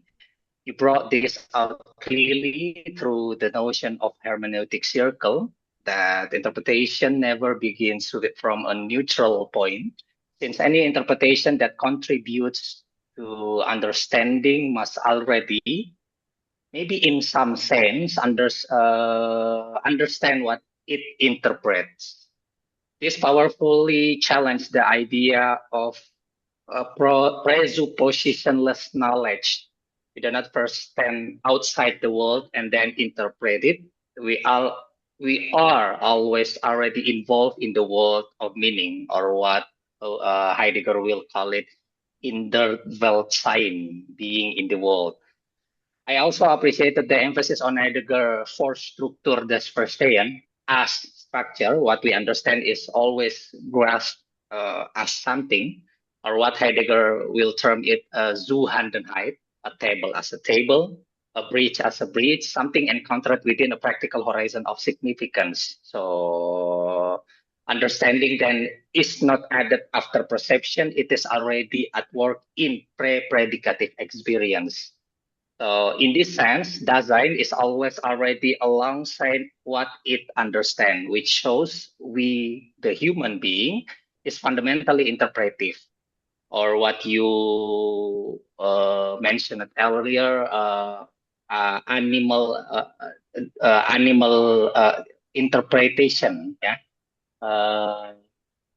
So the Gadamer section was equally striking because it extends the Heideggerian insight into a dialogical register. Yeah, so you approach Gadamer through Plato's and you show that dialogue is not merely pedagogical form, but the very medium of understanding. So according to your presentation, truth emerged not from a subjective assertion or abstract procedure alone, but from a shared movement of questioning and response. So more broadly, the overall architecture of the presentation was very elegant, interesting trajectory from Cartesian Heidegger ontology, and finally, Gadamer's dialogue. What emerged from this sequence is the conception of the self as a progressively less self-enclosed and more situated, relational, and linguistically mediated. So that is my brief understanding from your presentation after reading your abstract and also reading your slides. I will actually I have 3 questions. My first question was I was especially struck by the movement from Heidegger's account of understanding as an existential structure to Gadamer's account of dialogue as an ethical mode of understanding. So my first question is, how exactly, according to you, the transition between these two moments, in other words, what is added when Heidegger's ontological account of understanding becomes, in Gadamer, a dialogical and ethical practice? The second question, in the Heidegger section, you give an example about hearing and practical understanding. It suggests that meaning is always already there before detached cognition. But how do we then account for what Schleiermacher concerned, like a misunderstanding, distortion, or maybe bad faith? Does the hermeneutic model, ontological model of Heideggerian notion need a stronger theory of error? How do you think about it? And my third question, at the end, you leave us, in the sense, because the time is So, because there's a lot of things we can discuss, you leave us the sense that the journey might continue through Freud, Lacan, and Marx. And you haven't mentioned Nietzsche at the first place, but we can elaborate further about how Nietzsche thinks about the notion of subjectivity. If you were to add one further figure after Gadamer, I want to ask you personally, who would be the most fruitful for rethinking subjectivity today, and why? Maybe that's my question. Thank you. Right. So, well, thank you for your summary, flattering summary of the presentation. I hope I can remember all three questions and address them. In terms of Heidegger and misprision, I suppose, misapprehension, error, which is Schleiermacher's point, and I think that is. A problem with Heidegger, that Heidegger, particularly in Being and Time, but even throughout his entire corpus, Heidegger doesn't really have an ethics. He talks about care, Sorge, but Sorge, sense of care, is one of the, I suppose, one of the is a foundational aspect of Dasein in pretty much the same way that being interpretive is, and so it's that part of I suppose the constitution of Dasein. That's what he means. But when in the quotation I gave, he uses the word circumspectively quite a lot, and that means with kind of due attention or with care. But being care hyphen full, being full of care, doesn't necessarily apply itself to other human beings. He never talks about other Daseins or the other, whether that be a human being or any other kind of living being. So there's a certain amount of self-absorption in Heidegger, I think. And I think that's true right the way through to his later work. So I think in order to get away from Heidegger's notion of care that can be it's just applied to the world, and it's a world that's kind of free of other human beings. We have to look to somewhere beyond Heidegger, and I suppose there's various places to look at. I've already sort of mentioned Levinas. I think Ricoeur has quite a few important things to say about that. I think an alternative kind of place to look at is Lacanian psychoanalysis. And I say Lacanian rather than Freudian because Freud is very much, I think, to do with how the individual, the psyche of the individual might be constituted. I think what's interesting about Lacanian psychoanalysis is its potential to move into the social realm, and I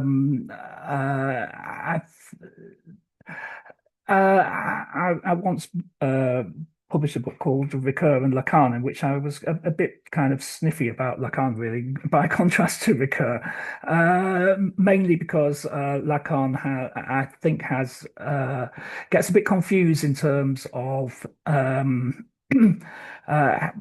a distinction between sense and reference that I think he inherits too unquestioningly a kind of Jacobsonian view of language that is all at the level of signification and doesn't really get to meaning in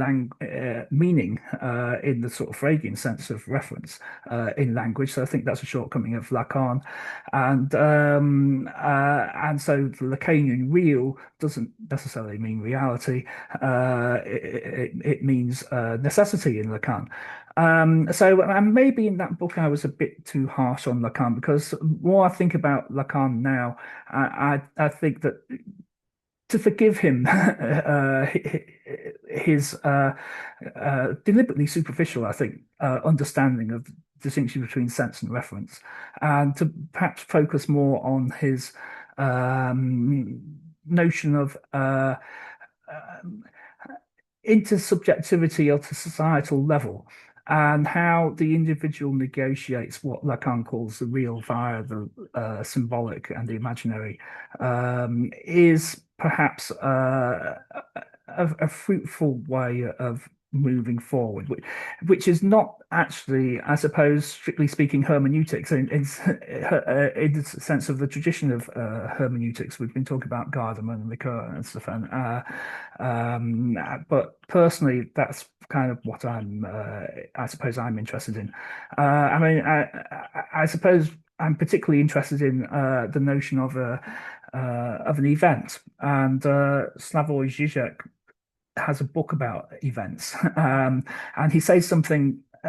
It's allegedly about events, but actually he doesn't say it becomes a series of anecdotes about events rather than the concept of events. So the title of the book sort of leads one to believe that he might be talking about the concept of event, whereas actually most of the book is about events in the plural. Well, I'm actually interested in the concept of event.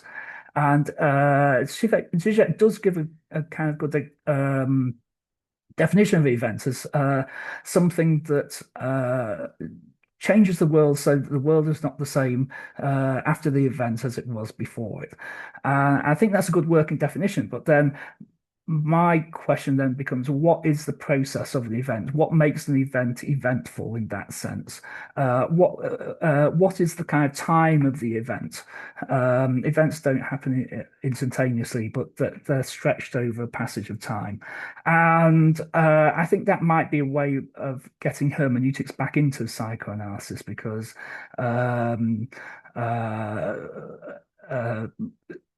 analyzing the temporality of event, what it is about an event that alters the world. So that's where I'd see my own work going.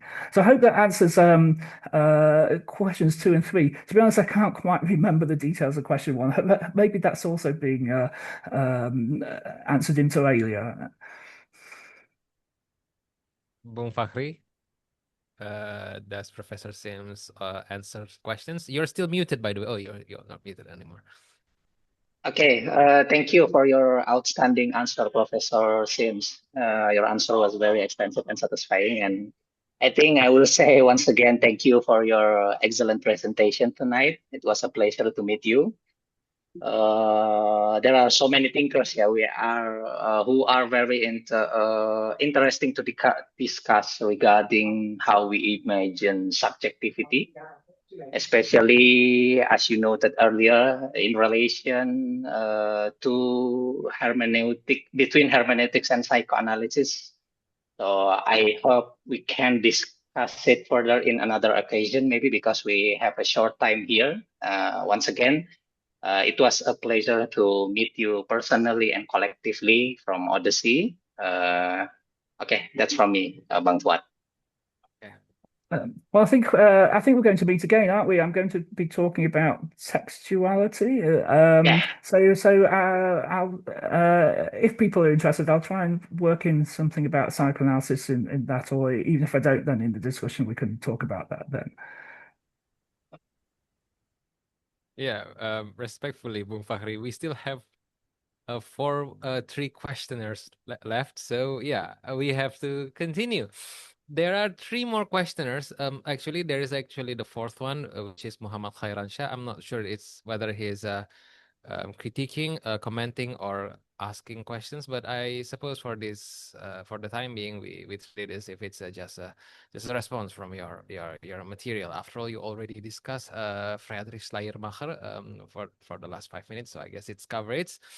So for the next questioner, we are going to go to Mr. or Miss Pulo Arwan.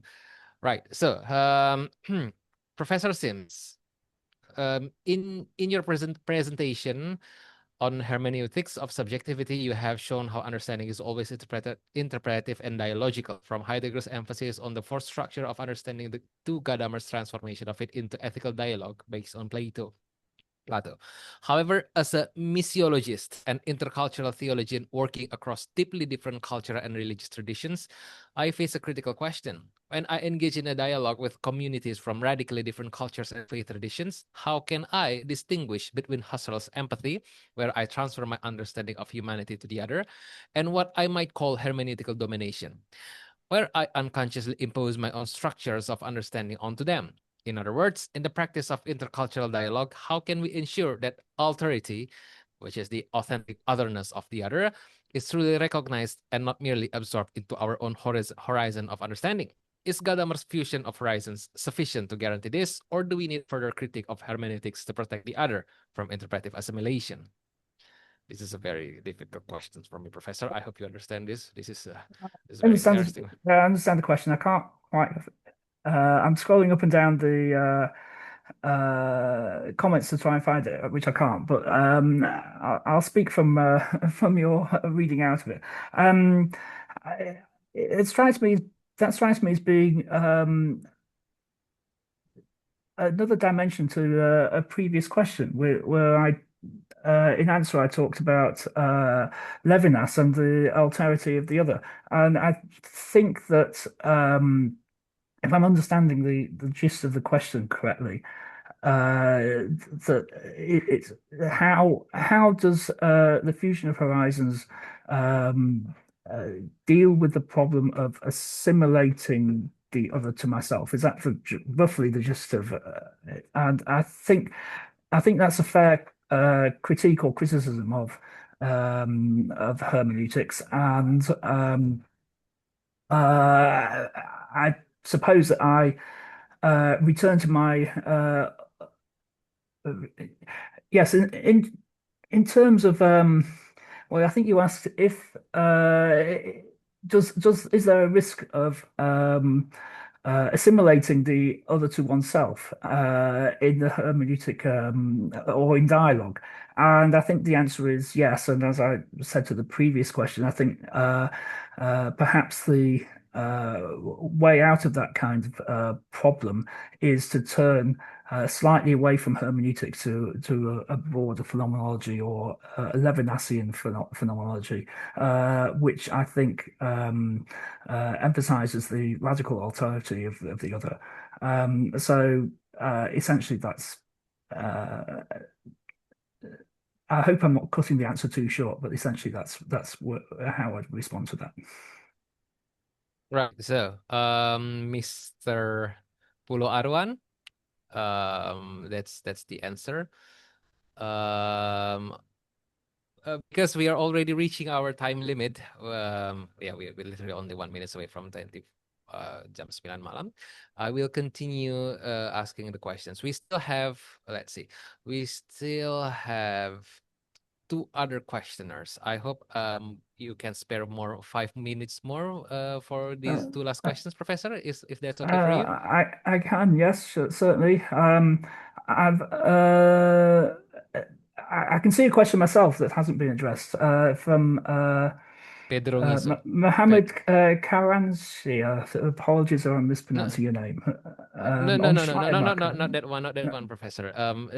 You have to scroll more down. Oh, there are actually three questioners left. The first one is Pedro Ngiso. It's just below the last questioners, Pulo Arwan. If I may, can I just say the questions for you? If you okay. Okay. This is from Pedro Ngiso. Dear Professor and all participants, I am a newcomer here in learning about hermeneutics. Correct me if I was wrong, but from what I got from this discussion, there is a shift in philosophy from the certainty of the individual subject to the idea that understanding is fundamentally interpretive. René Descartes begins with the cogito, where the thinking subject is the foundation of knowledge. However, later Nietzsche questioned the stability of this I, while Heidegger argues that human understanding is always interpretive within the hermeneutic circle.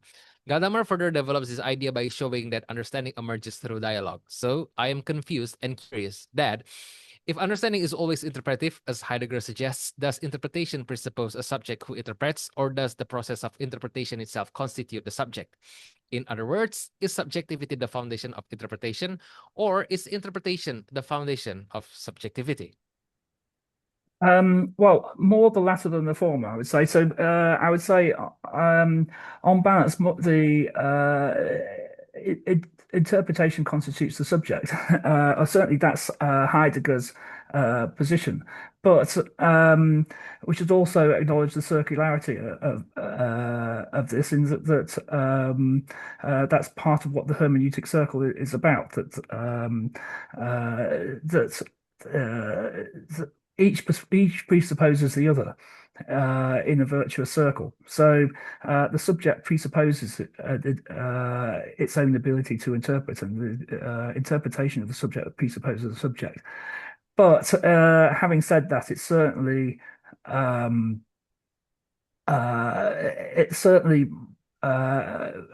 would say, the case that my subjectivity, and I think this is, it's to this extent I agree with Heidegger, and I think this is Heidegger's insight.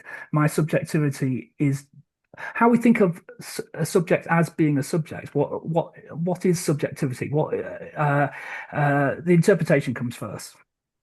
That there is no. I suppose I want to say there is no kind of pre-existing subject in the abstract. I'm sort of born into the world. I'm born into language, and I don't exist as as a kind of empty vessel beforehand, into which interpretation is poured. My understanding of myself as a subject is constituted by this kind of pre-understanding of interpretation. So yes, definitely more the latter than the former. More interpretation has been constituted of the subject. Right. Yeah, let's continue for the next questioners. There are actually two more questioners, Professor. I forgot the last one we have. So excuse me. So for the next one is from Muhammad Fawaz Arzaki. Thank you for the insightful presentation, Professor. I was wondering how the notion of subjectivity discussed here, especially in relation to interpretation and dialogue, might need to be reconsidered in the digital age, where our understanding is increasingly mediated by digital platforms, algorithms, and information systems. I think this constitutes a question, although there's no question mark here. Can you understand it as a question, Professor? Well, yeah, I think I've kind of, I mean, forgive me if I'm missing something, but I think I've already addressed this when I did talk about artificial intelligence not really being intelligent, and I think we have gone over that ground somewhat. But Okay. if I'm missing something, I'm happy to say a bit more. But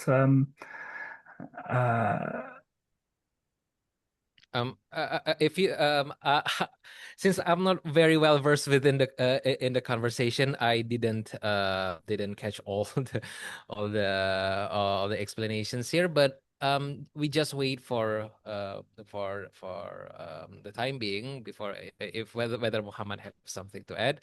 But now we continue for the last questioners, which is from Nur Khairina.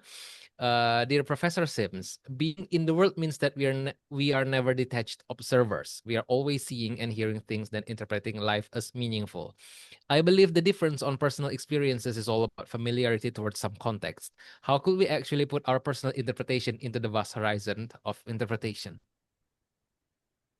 Sorry, could you just say the very last bit again? Okay. Yeah, how could we actually put our personal interpretation into the vast horizon of interpretation? Well, I suppose my answer is how could we not? I think that's what we do. In our mode of being in the world as humans who are interpreting but also discoursing animals. That's what the world consists of. But that is what we do. Now, that might sound a bit kind of unsatisfactory insofar as there's a vast world out there, and each of our individual interpretations might become drowned out in the uh, firmament of an almost infinite number of competing interpretations. But essentially, that's what interpretation as a collective effort endeavor consists of. That's what hermeneutics is, and so I suppose we live in hope that we won't be drowned out. I mean, that's I suppose that's what's sort of building in our own domain of academia. I suppose that's what's building an institutional position consists of, or what it's for. It's not. It doesn't exist just so. As an academic, you don't engage in academic endeavor in order to. Well, I suppose some people do. They want to control the university or be a vice chancellor or something. But you do it in order to try and put something out into the world, and that's and you just it's a hope that it will be heard, I suppose. All right. So that will be our last question. Okay. First of all, but before that, there are some responses from your answers that I think it will be very beneficial for you to hear. The first one came from Agus Firmansyah, who said that hermeneutics and psychoanalytics, what a superb idea to be discussed. And then from Mr. Pulo Arwan, Professor Sim's response has been remarkably illuminating. The way you've woven together Gadamer's hermeneutical insights with the ethical imperative to protect authority has provided me both with philosophical grounding and practical wisdom, a rare and precious gift that will undoubtedly inform my future work in intercultural theology and mission. That was a response from Mr. Pulo Arwan. I guess that's all for now. I apologize if there are still many questions that cannot be answered because of the time constraints. Thank you again. Thank you very much, Professor Karl Sims, for chatting, for having a discussion with us today. And yeah, thank you also for you guys. I'm sorry with using the word you guys, but I guess since we are going to meet for another 6 months, it's not a problem if I say you all are as guys, as friends. And yeah, this has been me, Fuad, your moderator for today, and that's all. Thank you again, everyone. See you Well, in thank you our very next. much. I'd just like to say thank you once again for inviting me, and thank you all for coming. I was quite taken aback by the sheer number of people who are here, and also I've noticed that there are a few questions in the chat that I haven't had a chance to address. But I understand we're meeting again in a couple of weeks' time, and I'll try to address those then. I see that I'm being admonished for not having addressed Schleiermacher, for example, and that I'll bear all that in mind. And so hopefully, if you didn't have if you didn't get your turn in having a question answered this time, then perhaps your turn will come next time.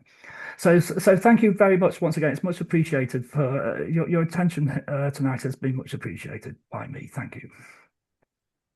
All right. See you guys in our next conversation.